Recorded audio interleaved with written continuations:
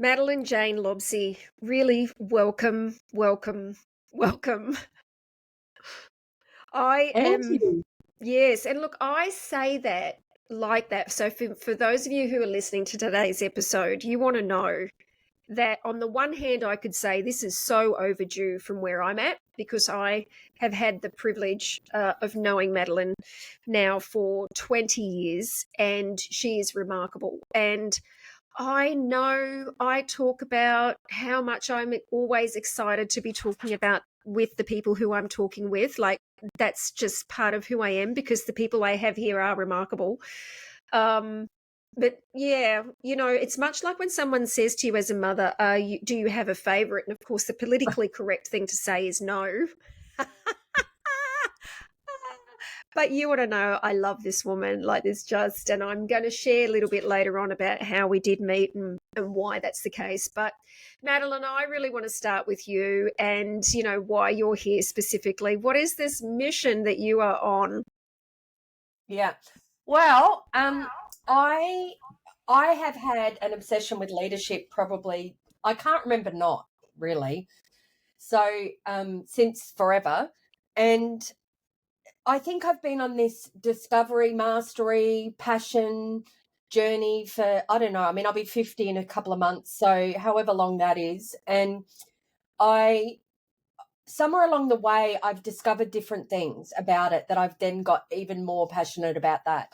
And a couple of years ago, well, maybe 3 years ago, I think it is now, we were dealing with stuff with one of our children, and I have 3 kids, and I didn't know what was going on. Everything I was doing wasn't making a difference. Um, Everything was really traumatic for them at school, and nothing I knew to do was making any difference. And then a particularly traumatic thing happened, so we organised for her to see a psychologist, and very, very quickly that person said, I think your child might be autistic. And at the time, I was already working with some autistic people, and it was kind of shocking and kind of not, because I was in a environment that was very empowered about autism. So yeah, in a way it was relieving. And so I went down the rabbit hole of having her empowered. And then, I don't know, not long after that, I started hanging around with autistic adults. And I started going, this is really familiar. Some things that they would say more and more. And particularly things about ADHD. I was like, yeah, I get that's me. So I went into the process myself of being diagnosed. And I said to the person doing it, look, I'm pretty sure I'm ADHD, but if you think autistic, might as well do both of the, processes at once. Let's get it all done. And within about a minute, she went, there's a fair few things that are already pinging about autism. And I went, oh, fine, let's do it. And by the end of it, I think I would have been disappointed if I wasn't diagnosed autistic Wow. ADHD. Yeah. Because it was so validating and so like, this makes complete sense for me. So, given my passion for leadership and given my newly discovered awe for neurodivergent people, it almost felt like I was compelled to go and be an advocate, a voice, go make a difference in this arena. And there's lots of statistics we can talk about later, but whatever, if you think of the unemployment rate in Australia and then you times it by 3, you get people with disability. And then if you times it by 6, you get people with hidden disability. And that's not any of the statistics for leadership roles. So that's even more awful. So I think I just got obsessed that this was the area I had to go make a difference with. I think you've just highlighted an interesting dynamic, and it's one I dare say is obvious, and yet may not be obvious, but given where we put our attention when we're talking about leadership, and that is this. What I hear there in you saying is it's the coming together of two worlds. Firstly, there's this undeniable commitment of leadership, and you've been developing Yeah. leaders now as a facilitator for 20 years. And then there's the bringing that to an area or a cause in the world that allows that leadership to be applied. And it sounds like what's occurred for you is, whilst there was a passion for leadership and enabling others, you've now found something that's really, you've become obsessed in, for you to bring your leadership to, that's different to the enablement of others in that space. And that seems like a really empowering thing to discover. Yeah, I think so. I mean, you've said it really well, but I was obsessed with empowering leadership with other people. I was just fundamentally that all people are leaders. And if you get whatever's in the way out of the way of that, anybody's capable of great leadership. And so and there were so many things in the world that I saw required leadership. And I was in this place of going, do I go and work with women? Do I go and work, empower First Nations leaders? Do I go and work with, culturally diverse people? Do I go and work with people? There were just so many things I saw in education, in science, in politics, in business. And I was like, I'm never going to accomplish that in my lifetime, like deeply impacting all of those things. So I had a bit of an epiphany where I got, well, I'll just be the leader of leaders and I'm going to empower leadership around me. And then all of those things will get impacted. And so for 20 years, I have impacted award-winning, absolutely breakthrough CEOs and Olympians and award-winning artists and members of federal parliament and people who've started not-for-profits that are absolutely well known in Australia, and so many diverse people, and that has been unbelievably like a privilege to do that for so long. And then somewhere along the way it was like, well, this is where I'm going to direct my personal energy. It became really clear that my personal energy was going to be directed this way. It's so great. I think one of the things that I love about that is there are probably, dare I say, I know a lot of people who are really passionate about wanting to impact an area and provide leadership, because there are so many different things that we can bring that to. So I think it's a great way to capture that and how you've done it. And so I actually want to go back to the moment where you and I met. Because I think it would be very easy for our listeners to say, oh, it's really great, this is a natural talent for her and this is a thing that, and I think it's really what's valuable and what I love about you so much, Madeleine, is that you're able to really make things just occur really simple and bring it into the world of reality. And I think it was about, well, it is very much around 20 years ago, right? I think I was leading the self-expression and leadership program around between 2004 and 2006, and you were a participant at that point in a program I was leading. And that was, if I look back at the intent, that program, I know that after that you stepped into a program that you eventually became somebody who led, which meant that you had a personal transformation for yourself. Can you share with us what was that transformation for you?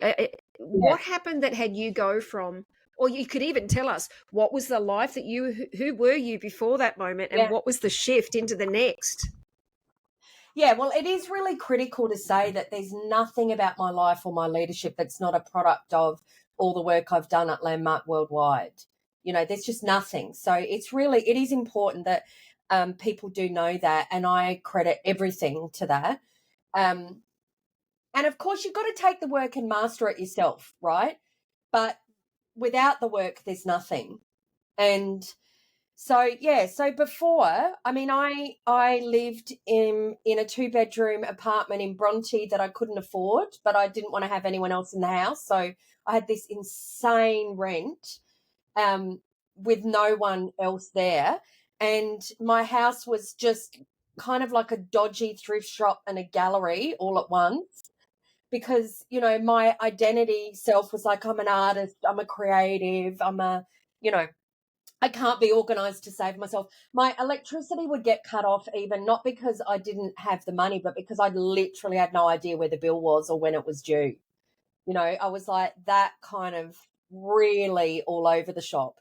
And all of that was very consistent with someone who had a very low conversation about themselves. I'm useless. I'm pathetic. I'm not organized. Who am I to say? Who am I to do?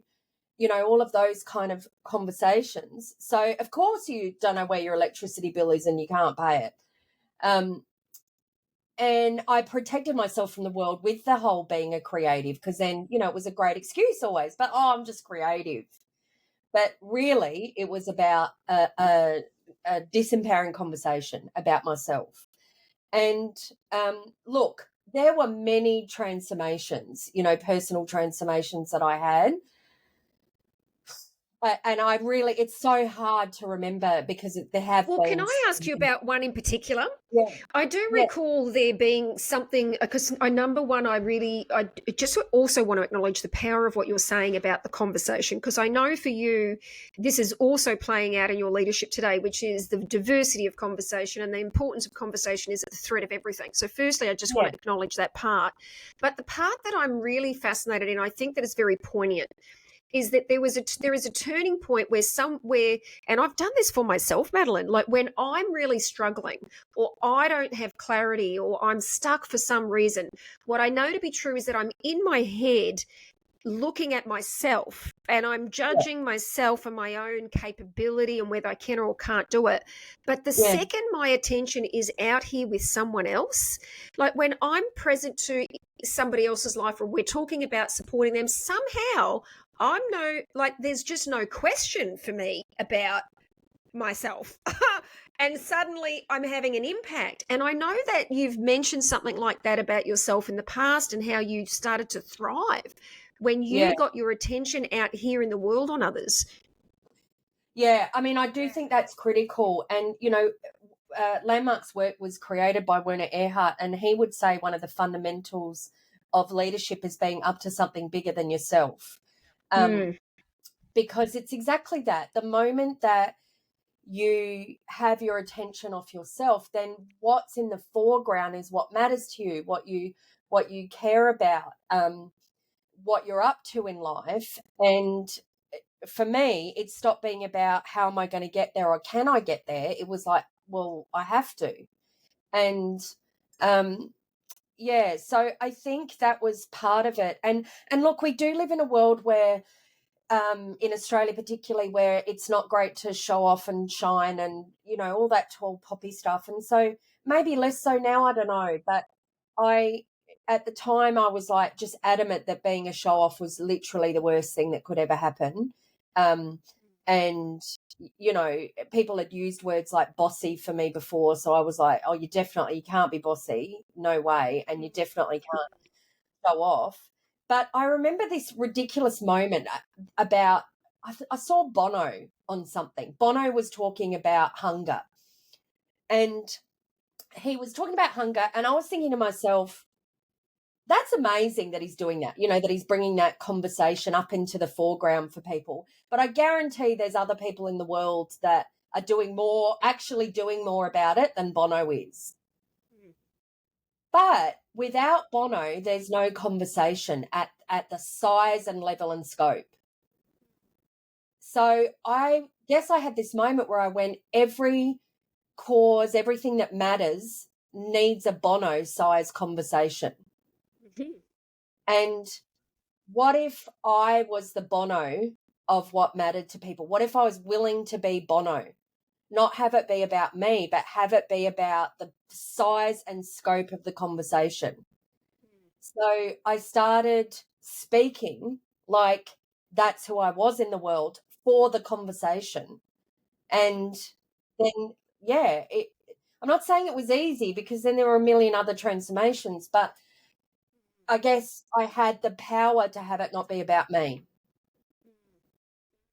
I like what you're saying about, you know, it's not. I don't think you may not have technically used the word difficult, but it's or not easy. But you know, I think what you remind me of is this paradoxical lens on life. Like, you know, on the one hand, it's not about you, and yet it kind of has to include you, and you have to find yourself in it in order to be able to have that, like align with that impact and have that become real. Yeah. Yeah, and that is part of it. And I guess now we call that branding and, all of that stuff about, which is kind of weird, and what's your brand identity and, your Yes. avatar and all of that. And I just go, I don't know. What it is what matters to me. Mm. And if I have to have matching pink glasses and earrings to get your attention, then fine. I love that. Oh, it's so good. I want to ask you about, like, firstly, congratulations, by the way. I know you've just recently made a shift for yourself into this area that you committed to having an impact in. And, it's off the back of the last couple of years since you made that discovery about your own ADHD, autism, and your children's. Yeah. You then, your first part into that was a journey with some work that you've done with the A-list, and now you've launched your own company. But before we talk about the work you're currently doing with the company that you set up, I just want to put the spotlight on some of the work and success and what you've just done really to support a community over the last 12 to 18 months with the A-list. Can you just give us a bit of insight into what's occurred there? So the A-list is a national directory or platform for autistic young people, and it was created by Nicole Gamarov and Bianca Shapiro, and they have an organisation called My Care Space. And My Care Space was dealing with a real issue in everywhere in the world, but in Australia, that people were really struggling to access the supports that they needed, people with disability. So even if they managed to get NDIS funding, which is a whole journey and difficult thing in itself, probably another whole podcast, they might get some funding, but then couldn't find a clinician that was available without crazy long wait lists. So they'd be on a 2-year long wait list even after they got that. So My Care Space created this platform where they could connect. You could say, I need a speech therapist or I need an occupational therapist. I live in this area. I'll travel this far. And they connect you with one. And usually you can get an appointment within a month rather than a year, which is radical. And over again, people were calling saying, I'm autistic, my teen's autistic, my child's autistic. They have no social life. What do I do? And that's a really common statistic. So 34% of autistic people will never have a friend outside their own family. Never. And that's very real for me. It's very real for my children. And of all the statistics, that was the one that hit me. Because if you look at, and then on top of that, there's lots of mental health issues, there's short life expectancy, unemployment, lots of other things that go with that. For me, it came down to the social isolation. If a human being is socially isolated, there's a lot that happens after that. So they decided to create a specific platform just for that, to find all the social opportunities, autism-friendly social opportunities in Australia, and put them in one place. And a couple of months into that, they took me on and I grew it massively. And, now there's over 1,000 social activities across Australia for autistic people. But in the middle of all of that, I was like, oh, there's more. There's just more. There's more. Like the platform is not enough. And I live in Western Sydney. 10% of Australia's population lives in Western Sydney. We're also, that's mind-blowing, isn't it? 10% of Australia's population lives in Western Sydney. And we're one of the most under-resourced areas in everything, in health and education, in employment, in transport, housing, all of it. And so I interviewed 200 autistic teens and I asked them very simple questions. And one of them was, what do you want? And every single one of them said a place to hang out. Wow. So I went, okay. And we created social hubs. And the tagline for the A-list is Be Social Your Way, which I created after interviewing them. And for us, in most things in life, we get behavior modified. Kylie, be this way, don't do that, change this, be a little more careful. This is the way to do it. This is not the way to do it. It's everywhere all the time. And for autistic people, even more so.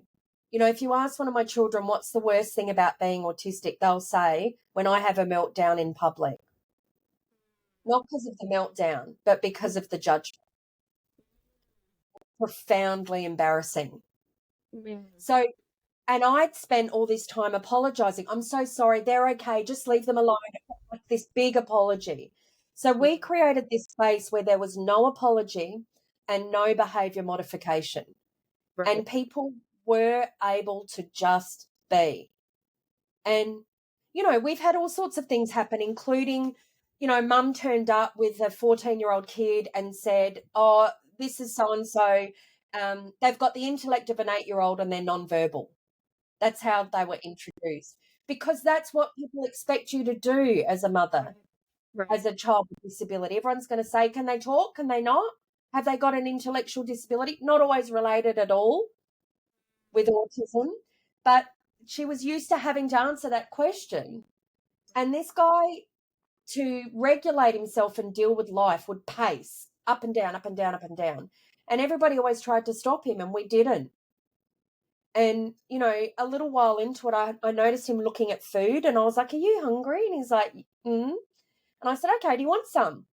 So I take him over, and all I've got is a packet of cupcakes.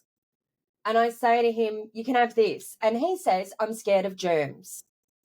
So this is the kid who supposedly can't talk. And I say, well, you can have the whole packet. I won't touch it. You just have the whole thing then. Eat them all. I don't care. And he tries to open them and he can't. And I say, can I touch it just to open it? And then we get him open and he's got them. And I went, great, go for it. Eat the whole packet. And he's like, really? And I'm like, yeah, I don't care. And then I said, and you also have a choice. And he's like, what's your choice? And I went, eat the whole packet, don't care, or you can be a party host. And he was like, what's a party host? And I went, well, party host walks around to everyone at the party and says something like, can I offer you a cupcake? And next minute, he's walking around going to everyone saying, can I offer you a cupcake? And within a few weeks, he doesn't taste. He comes in, he sits down with people, he's made friends. He had his 15th birthday. He baked his own cupcakes. He invited everyone to a party, his first birthday party ever. You know, they all went to his birthday party, and he's not the same guy. And that's what we've been doing. Wow. So, you know what struck me when you were the part where you started talking about the cake, offering the cake, and being really connected to some of the concerns and really speaking to his concerns. But what I was left with was just this opportunity of allowing people to have the freedom to be, you know, without trying to change or just resist, but just let them be, letting people be and allowing people to be and to be in the space of whatever is present, you know? Yeah. Well, and that's the barrier to leadership too, I think, Kylie, and the barrier to my leadership, because, you know, I wouldn't have considered doing, you know, being a general manager of a national organisation because I despise going into offices. It just really doesn't work for me. Right. And I didn't know it was part of being autistic, ADHD, but it just doesn't work for me. And, you know, there's other things like, you know, you can see all of this, all the stuff I'm doing, the movement, that's part of stimming and regulating. And I would go to places and try and not do any of that because people thought it was weird. So then now I'm not myself. Now I'm constrained. Now I'm trying to say the right thing and not say dumb things and not seem weird. So now people aren't getting the whole of me. So now I hear all these things I want to contribute in a meeting and I won't because I'm going to be the weirdo who's facially stimming and rocking in their chair. Or if you want the best of me, you should let me play solitaire on my phone at the same time because my excess brain energy needs to go somewhere and I will be 10 times more present with you if you let me play solitaire at the same time. That's extraordinary. But you can't do that in a board meeting because everyone goes, why are you playing with your phone? So there's this enormous barrier to leadership for neurodivergent people because we're not free to be ourselves. And hence there's a massive portion of us that become entrepreneurs. And then there's the dilemma of massive social isolation and doing it on your own. Mm. Oh my God, you've just opened a can of worms. I mean, okay, so just let's throw it out there, right? So there is and I'm going to go back to an article I read many years back, right? It was delivered by a guy who's a neuroscience organizational psychologist, and he talked about, and I just forever have gone, like, it's nothing's altered in these statistics, like year and time again. So 35,000 people in this study to explore the relationship and the gap between in leadership based on what employees say versus what leaders say. And what was astounding, and it points to what you're bringing up here, is the gap between leaders who say and feel like they're doing a really great job. I think something like 82% have the experience that they're doing a great job at inspiring action with their people, and yet there's a very high proportion of people who, on the flip side, employees, say that their managers are lacking in leadership skills.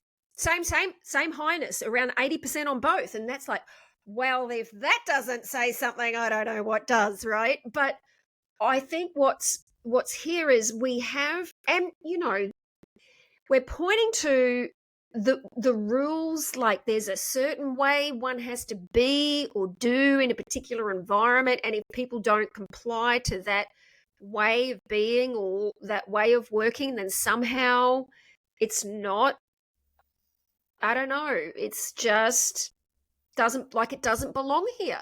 And now that's really fascinating. I'm just fascinated with my use of language there, because as you go to conversations make the difference, right?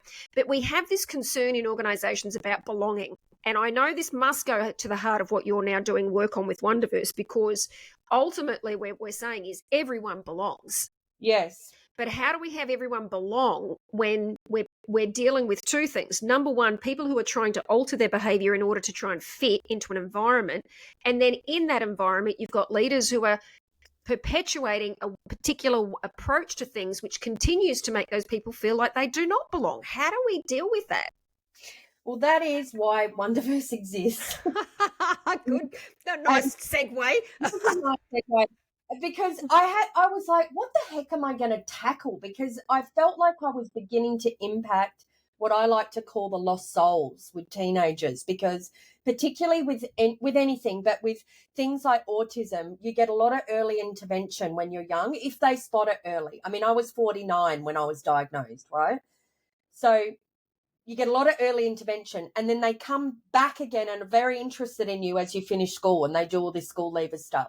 But in the middle, there's this place called the lost souls, right, that I call the lost souls, the teenagers, which, by the way, remember you have to choose subjects when you're like 13. When you're 13, they go, what subjects are you doing next year? Like, you already know what you're going to do with your life. So no matter what kind of teenage you are, it's already like, what the heck? And then if you add something like being autistic to it, it's a whole other hot mess. So I started to go, okay, I'm starting to impact that area. What I'm not impacting is everybody around them. And the autistic, neurodivergent, and by the way, I'm saying autistic ADHD, but neurodivergence covers many, many, many things that I'm not talking about, because they're not the things that I am. But there are other things. And so I started to go, what if we lived in a world where all neurotypes, no matter what your neurotype is, the way your brain works, or you could say your operating system, Android versus iOS or whatever the heck we call it, two different operating systems. Yes. What if we really could work and play together? What if it was that world? And so that's when I started developing, and particularly, Kylie, a lot of organisations, it is starting to be a little more in the foreground, and that's part of what makes people like me really scared, because the first people say, oh, you as well, if you ever do disclose that you're neurodivergent. Oh, you're on the bandwagon too, are you? Gosh, right. And 70% of neurodivergent people won't disclose it to anyone for exactly that reason. Right. And the current statistics that will be published very soon say 1 in 50 Australians are neurodivergent. Wow. So you've got 1 in 50 Australians, 70% not disclosing. All these people who say, oh, this is fashionable. How come it's suddenly on the rise? Mm-hmm. And then people start to write diversity and inclusion policies and protocols in organisations. Now, that's great. It's great that they chuck the word neurodivergent on there. But there's a really big gap between chucking the word on there and letting me play solitaire in the board meeting and promoting me. So that's what Wondiverse is going after, is what is that world? How do we discover how to communicate with one another, how to really be interested in others' work, how to look. All of us have so many prejudice and bias about so many things all the time. And this is a whole other layer that I think most people are yet to discover.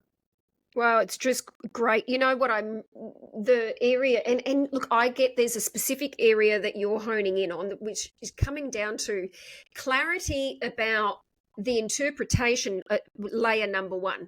If you're going to use the word neurodivergent, do you actually know what the scope of that looks like as the first place, right? Because I would have to say right now I'm very ignorant about anything outside of what I know, which is simply autism or ADHD. I don't know anything else. So first and foremost, when, like you say, if you put that on a piece of paper, do you know exactly what that includes? Step number one. But then to go beyond that and go, well, if you are not neurodivergent, then it's you don't have the reality to what it's actually like for the people who have that. And then to the next layer called, what does it actually look like in reality, like on the court? And I'm going to use a different example to put it into a broader context. And that is the area of values. So in an organization, every organization has a set of values, right? It is the behaviors in which they want people to operate, which uniquely distinguishes one brand over another brand, right? If we're going to go the brand path. So you say, we value integrity, or we value respect, and we value X, right? Again, it's one thing to put the word respect on a set of values, but people have different interpretations of what respect means. So what one person values as respect is different to somebody else. So there's a second layer of complexity. But what tends to happen, what I've noticed, and I'm just going to go specifically to a real life example of one lady I'm currently working with an emerging leaders program, and we cover values in that. And I said to her, can you share with me a copy of your organizational values and how they're articulated so that I can see what's expected in terms of what it looks like for people? Like, do people know exactly what's expected when I rock up to work? What do I actually need to do, and how do I need to speak? Now, she couldn't do that. And she did not even know that she hadn't done that. Like, she just, when she created the values in her minds, she could see clearly what that meant. But that's very limiting when you're in an organization and you're looking for, people are all going to relate to that differently. So I think we cannot ever assume any understanding or interpretation on what something means once it's out. So now I'm going to flip this back to you. Mm-hmm. Is this the pathway, and like, do you help people identify what it looks like and how it feels? Like, how are you closing the gap on this one, I guess, is the easy question. Great question. So there's many ways we could close the gap, but I'm taking my shot in a particular arena, okay?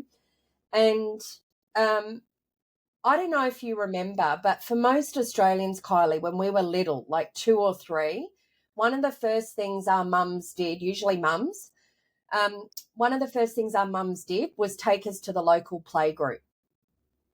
And you'd go to playgroup and there'd be other kids. And sometimes the first time you meet kids that aren't your family. Now, that's like a phenomenal organisation. Playgroup Australia is like one of the largest not-for-profits still in Australia, and they're everywhere. There's so many rural places and cities and suburbs, and they're everywhere. So really early on, you go to playgroup, and at playgroup, suddenly there's toys that aren't yours that you have to ask if you're allowed to play with them. You have to share with people that you have never met. You have to connect with people that you've never met. You have to negotiate who's going to use things first and who's not. You have to be able to have conversations when it's not common ground of, topics that you like to talk about. So all of these fundamentals of relationship get created at playgroup. And you get told playing is great. Like playing, the whole point here is to play. So then you go to school and suddenly there's goals and criteria and things you've got to meet and many more rules, and people turn into nutbags. Like it just goes pear-shaped from there. There are those that do well, there are those that do badly. Like it just, you could send us down. If this was a railway station, you just watch people go down the tracks once they get to school. And maybe you play sport where you have to actually engage with other people, but even then, now it's competitive and you've got to beat them. Or maybe you do some creative arts and you've got to collaborate, but you still have to go to auditions and beat the other person to get the gig. And, so I say that there's this enormous lost art of play and that people have forgotten how to play. And everything we do is some form of play. You think of any project you've done in an organisation that hasn't required talking to people you don't know, having conversations where there's you don't necessarily have the common ground, negotiating who's going to do what, who's going to go first, who's, like all of those things that you did when you were 2 or 3. And that play is paramount. Like there's a way that, let's be creative. That's not the only way you can, this xylophone isn't just a xylophone. It's also a rocket ship control panel. Did you know that? So there's like a space of creativity and possibility. So last year I got trained by Lego Australia. There's only a few of us in Australia. I got trained to be a Lego play agent. And within it is a whole philosophy of play. Now, I was already someone who loved to play because I come from a theatre background and improvisation. And one of the fundamental rules of improvisation is you always forward the action. So you always say, if you say, oh, Madeleine, the ship is burning, like this, right? What I wouldn't do is go, no, it's not. Right. Dead, end scene. But if I go, yes, and then the next part of improvisation is and. So I go, yes, it is. And the pirates are coming for us. Now a world's opening up, right? So I was already into play and into the creativity. And when you add something like Lego, you would watch adults go to war with one another about the right way to do something. Right. But this is the way it's supposed to be done. But this is how we're going to get it done the best. This is how we're going to beat the other team. This is how. Go to war with one another and watch the people sit back who won't engage and won't get involved because they already know that so-and-so from accounts is going to have his idea that he's not going to let go of. So let's just roll with it so we can get out of here. And so if you start to go back to what is not a learned skill, but actually remembering who you always were when you were 2 or 3, because part of who you were when you were 2 or 3 was, hi, hello. Excited. To anyone. Yeah. Part of who you were when you were 2 or 3 is, oh, I love you. Yeah. And then 3 seconds later was, I hate you. And then a minute after that was, oh, I love you. Like that's who you were when you were 2 or 3. So rather than necessarily building skills, it's about returning to a place where play was fundamental to who you are. And if we could all work and play together, I say it's a different world.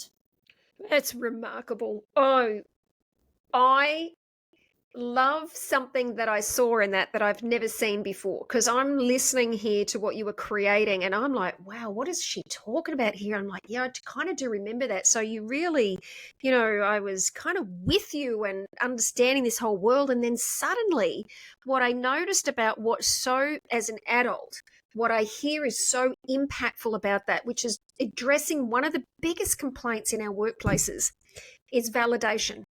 The moment that you say no fire on the thing, you go, no, there's no fire on the ship. You're like, that person who said that immediately feels invalidated, even though from their world, their reality is, no, there's a fire here. So suddenly what's occurring is the second you go, and yes, and etc., you're validating that person's experience and their reality. You're getting curious about creating on something on top of that. And suddenly you have a whole different perspective on the situation. That was remarkable. Yeah. Now, I also say part of one of the fundamentals of Wondiverse is there's a time to educate and there's a time to get it. What do you mean by that? Well, let's say a colleague says something that's actually inaccurate. They say the project's on fire, right? Or someone bit me on the ass. Whatever it is. Totally inaccurate. I said that the other day. I was like, oh my God, I said this and I shouldn't have said this. It's totally bit me on the ass. And of course, I was speaking to somebody who's in my world of transformation. They go, really? Is that really what happened? And I went, oh, okay, maybe not. Yeah, so let's say someone's, whatever they say, whether it's accurate or inaccurate, when someone's in that moment, if someone the project I'm working on is on fire, it's failing, it's combusting, it's not going well. If that is where they're at in that moment, that is not the time to educate them on how to fix it or educate them on what's accurate or inaccurate or, any of those things. That's not the time for that. There's a time to just get it and listen. From whatever it is, they are that project is on fire. It's wrecked. And if I can just listen to that as what it is, then that person, like you say, feels that their experience of life is validated.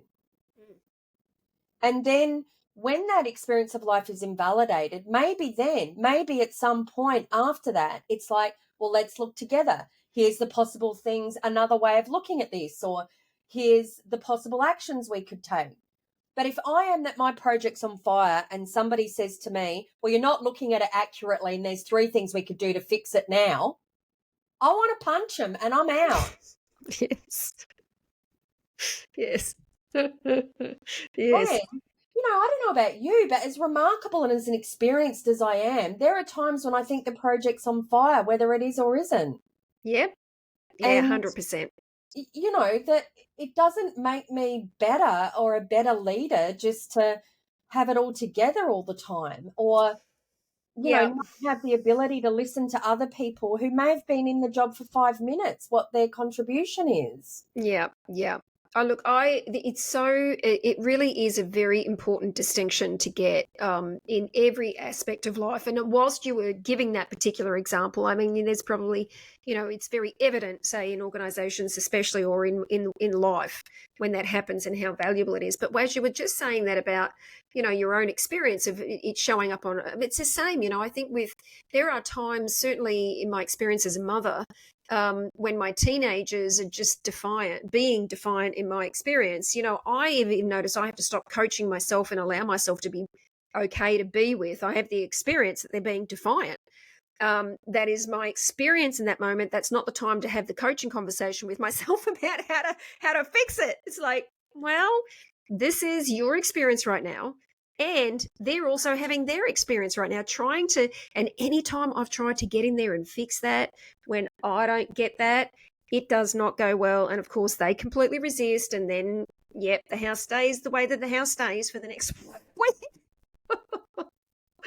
Nice. And that's happening all day, every day in every organisation. And if you ask people, I mean, validation's one thing, but I bet you in your work, you would hear people over and over again talk about not being able to get great staff, not being able to keep great staff, not being able to get teams to work. It's just like a fundamental complaint, and people think the pandemic had something to do with that. Well, maybe it just highlighted all the unworkability.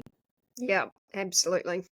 Absolutely. If you don't have the experience of being heard, the biggest way that people describe it is not being heard, and people complaining about things not getting resolved because fundamentally people don't have the experience of being heard, which is no different to what you're saying about the time to educate versus, getting it. If you don't get it eventually, and I think that's because it's such a blind spot too. People can't see that that's what's occurring for themselves, and as a result, they just slowly over time.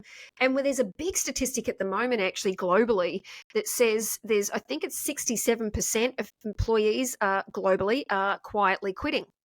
So they're only doing the bare minimum because fundamentally they're on their way out, and that's not obvious to people. No. Well, look, and then you add neurodivergence to that, and we're in a whole other world. Yes. I mean, again, a can of worms, a whole, and good on you for putting your hand up to get in there and do the work on it. It's extraordinary, and I love your approach, and I think this play thing is remarkable and valuable across the board, but a gift that it is to really transform this area and have an impact. Now, Madeleine, I just want to say thank you so much for joining today and sharing your wisdom and your lessons and insights. And what I would like to end on is a statement. I'd like you to complete the statement for me. A leader is someone who? Well, I would say is courageous. And it takes courage to be someone who's going to really listen. And it takes courage to be someone who's going to love. Being a leader requires love, loving deeply, even when your heart's broken a million times. I think a leader is someone who knows who they are, and they're interested in their own development and growth, and therefore everybody else's development and growth.